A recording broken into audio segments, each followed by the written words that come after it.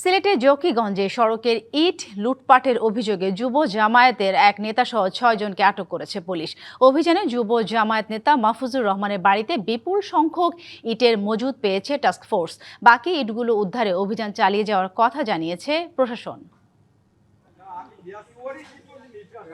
২০২১ সালে জকিগঞ্জ উপজেলার মুন্সিবাজার মাদ্রাসা থেকে উত্তর আইয়ুর বিজিবি ক্যাম্প পর্যন্ত প্রায় ২.৫ কিলোমিটার সড়ক সংস্কার করা হয়। এই কাজে ব্যবহার হয় অন্তত ১০ লাখ ইট।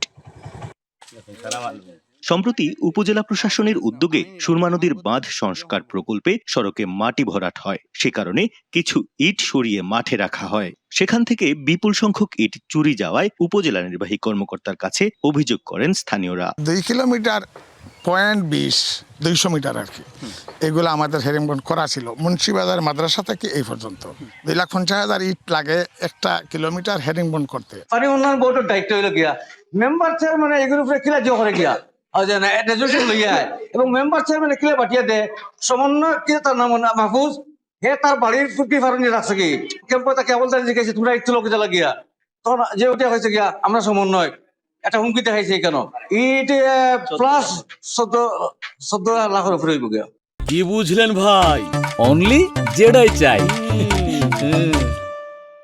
বৃহস্পতিবার ইট উদ্ধারে অভিযান চালায় টাস্কফোর্স। বিপুল সংখ্যক ইটের সন্ধান মেলে যুব জামায়াতের স্থানীয় নেতা মাহফুজুর রহমানের বাড়িতে।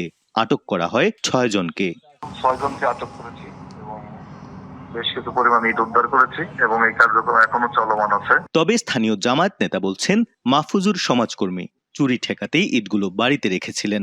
সমাজকর্মী উদীয়মান তরুণ হিসাবে সহযোগিতা করছে এবং নেতৃত্ব দিচ্ছে।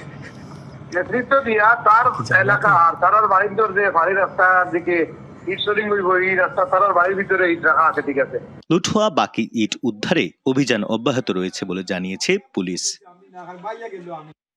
প্রত্যুষ তালুকদার, ডিবিসি নিউজ, সিলেট।